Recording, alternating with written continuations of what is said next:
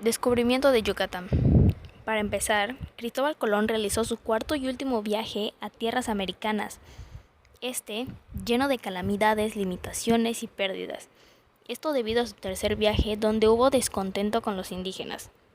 En este continente, América, se encuentra Yucatán, donde en 1512 arribó Juan de Valdivia. Sale de Santa María del Darién hacia la Española. Viaja con Gonzalo Guerrero, el padre del mestizaje, y Jerónimo Aguilar.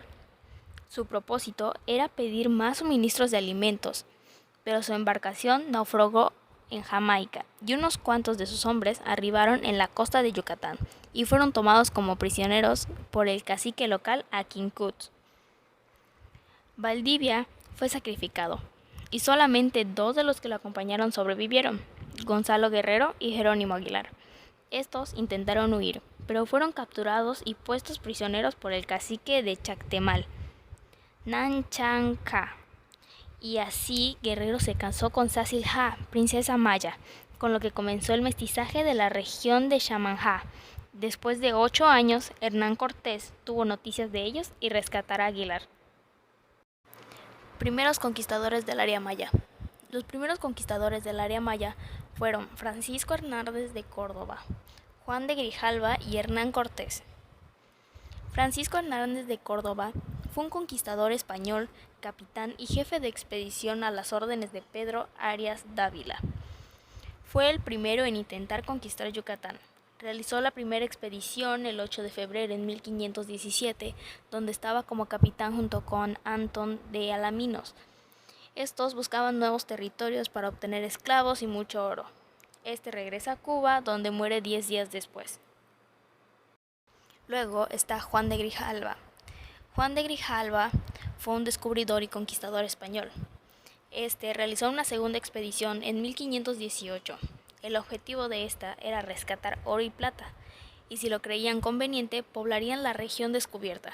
Después de múltiples luchas, regresa a Cuba y muere en un ataque nocturno en 1527.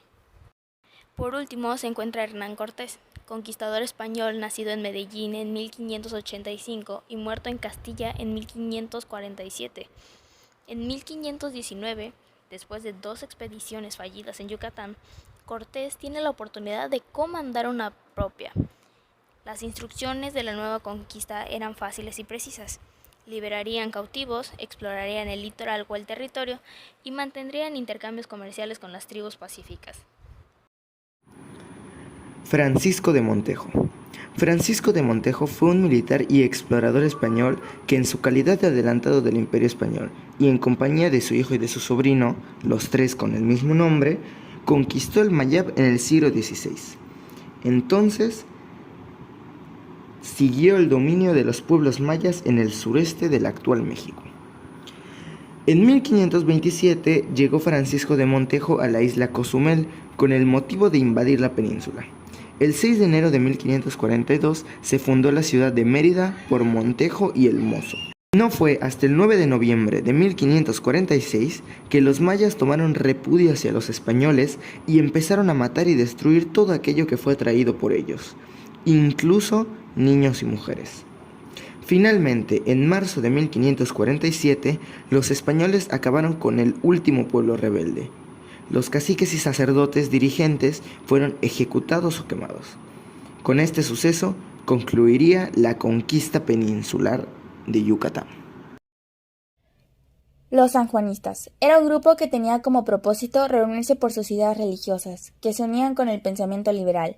Este grupo incluía principalmente a Manuel Jiménez Solís, conocido como el Padre Justiz, y a José Matías Quintana. Los sanjuanistas se convirtieron en una importante sociedad, llamada así por el lugar donde se reunían, la sacristía de la ermita de San Juan Bautista.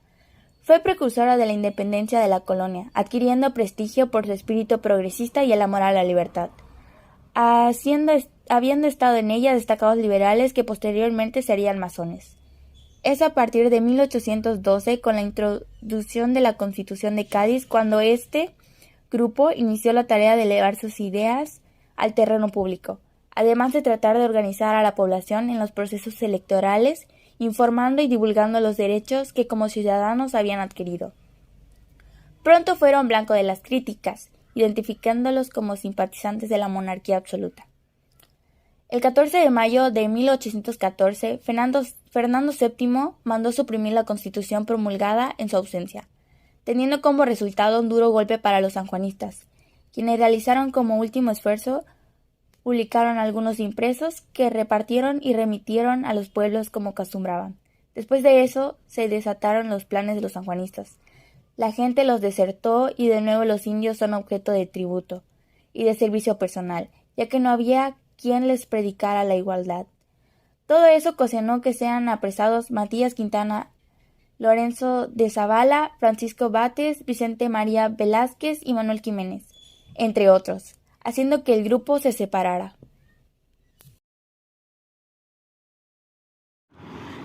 En 1835, el régimen centralista logró asumir el poder de la nación, lo que llevó a una serie de levantamientos. Zacatecas sería uno de los primeros estados que buscó oponerse contra los cambios del nuevo régimen. Sin embargo, serían fuertemente reprimidos por las fuerzas del general Antonio López de Santa Anna. El siguiente caso sería la provincia de Texas, la cual aprovecharía la anulación de la Constitución de 1824 no solo para oponerse al gobierno centralista, sino también para conseguir su independencia de México. Estos primeros alzamientos no lograron evitar el fin de la Primera República Federal, pues para 1836 se promulgaron las llamadas 7 leyes constitucionales, con lo cual el gobierno de México dio paso a un régimen de carácter centralista, quebrando así el pacto federalista que se había firmado en la Constitución de 1824. No obstante, la situación permitía que los entonces estados de la República pudieran legislar sobre su incorporación a la nueva República Centralista, misma que había reformado la forma de gobierno de la nación sin ser la voluntad general. Entre los congresos estatales que decidieron no formar parte de una república centralista se encontró Yucatán, territorio que comprendía los actuales estados de Campeche, Quintana Roo y Yucatán. La decisión respondía a defender la forma republicana representativa popular federal con la cual se había integrado en un inicio la nación mexicana, misma que permitía una representación equilibrada en el Congreso General entre los estados, así como el ejercicio de la libertad y la soberanía que la Carta Magna mexicana concedía a los estados. En cambio, las 7 leyes constitucionales imponían la transformación de los estados en departamentos, los cuales podían tener representantes en el Congreso General por cada 150,000 habitantes, o sea, el doble de la población de lo que marcaba la Constitución de 1824. De igual forma, las facultades que la antigua Constitución otorgaba a los gobiernos estatales y municipales fueron limitadas con la creación de la Junta Departamental. Todas esas circunstancias llevaron a que el 4 de marzo de 1840 el Congreso de Yucatán decretara su separación de la República Centralista Mexicana y, tomando como principio la libertad y soberanía que la Constitución de 1824 reconocía a los estados, se proclamó la independencia de la República de Yucatán de la nación mexicana, misma que guardaría los ideales del federalismo hasta que la nación mexicana volviera a dicho régimen. Mientras la nación mexicana no sea regida conforme a las leyes federales, el estado de Yucatán permanecerá separado de ella, decía. Esta defensa estatal del federalismo duraría hasta 1846, cuando se terminó con el régimen centralista y se volvió al reconocimiento de la Constitución de 1824, así como a una república federalista, marcando con ello la reincorporación de Yucatán a la nación mexicana.